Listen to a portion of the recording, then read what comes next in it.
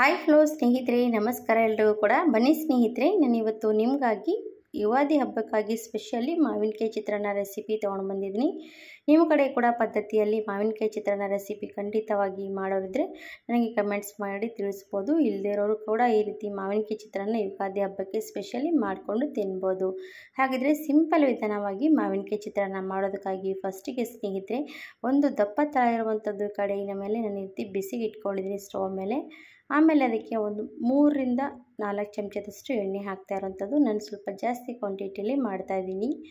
ಆಮೇಲೆ ಸ್ವಲ್ಪ ಎಣ್ಣೆ ಹೀಟ್ ಆದಾಗ ನಾನು ಅದಕ್ಕೆ ಕಡಲೆಬೇಳೆ ಹಾಕ್ತಾ ಇರೋವಂಥದ್ದು. ಕಡಲೆಬೇಳೆ ಮತ್ತು ಅದಕ್ಕೆ ಶೇಂಗಾಕಾಳು, ಹಸಿ ಶೇಂಗಾಕಾಳು ಕೂಡ ಹಾಕಬೇಕು. ಇವೆರಡೂ ಕೂಡ ಬಾಯಿ ತುಂಬ ಇದ್ರೇ ತಿನ್ನೋವಾಗ ಮಜಾ ಬರುವಂಥದ್ದು. ಹಾಗಾಗಿ ನಾನು ಎರಡು ಕೂಡ ಹಾಕ್ಕೊಂಡು ಸ್ವಲ್ಪ ಕೆಂಪಗಾಗಬೇಕು, ಅಲ್ಲಿವರೆಗೂ ಕೂಡ ನಾವು ಫ್ರೈ ಮಾಡ್ಕೊಂಡು ತಗೊಳ್ಳೋಣ. ಕ್ರಿಸ್ಪಿನೆಸ್ ಬರಬೇಕು ಎರಡಕ್ಕೂ ಕೂಡ. ಆಮೇಲೆ ಅದಕ್ಕೆ ನಾನು ಸಾಸಿವೆ ಜೀರಿಗೆ ಕೂಡ ಆ್ಯಡ್ ಮಾಡಿದ್ದೀನಿ.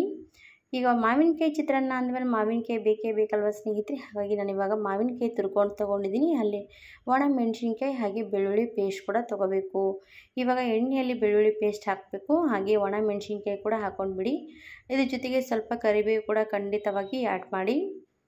ಇವಾಗ ನೋಡಿ ಸ್ವಲ್ಪ ಹೊತ್ತು ಚೆನ್ನಾಗಿ ಮೆಣಸಿನ್ಕಾಯಿ ಸ್ವಲ್ಪ ಕೈ ಆಡಿಸಿದ ಮೇಲೆ ನಾನು ಇವಾಗ ಮಾವಿನಕಾಯಿ ಹಾಕಿದ್ದೀನಿ.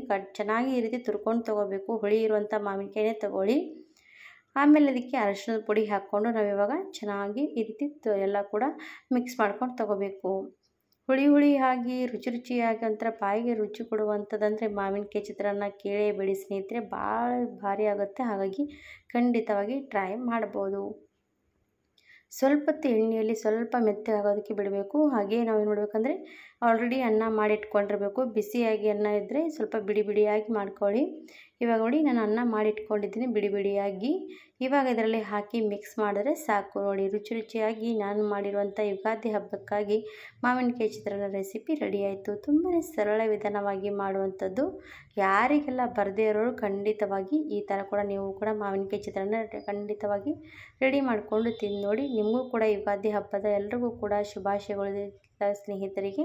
ಹಾಗೆ ನೋಡಿ ಯುಗಾದಿ ಹಬ್ಬಕ್ಕಾಗಿ ಸ್ಪೆಷಲಿ ಮಾವಿನಕಾಯಿ ಚಿತ್ರಾನ್ನ ಯಾರೆಲ್ಲ ಖಂಡಿತವಾಗಿ ನೋಡ್ಕೊಂಡು ಮಾಡ್ಕೊಳ್ತೀರಾ ನನ್ನ ವಿಡಿಯೋಗೂ ಕೂಡ ಲೈಕ್ ಕೊಡೋದು ಮಾತ್ರ ಮರಿಬೇಡಿ. ಹಾಗೆ ನಿಮ್ಮ ಫ್ಯಾಮಿಲಿ ಫ್ರೆಂಡ್ಸ್ಗೆ ಶೇರ್ ಮಾಡಿ ಅಂತ ಕೇಳಿಕೊಂಡು ಇವತ್ತಿನ ವಿಡಿಯೋ ಇಲ್ಲಿಗೆ ಮುಗಿಸ್ತಾ ಇದ್ದೀನಿ ಸ್ನೇಹಿತರೆ.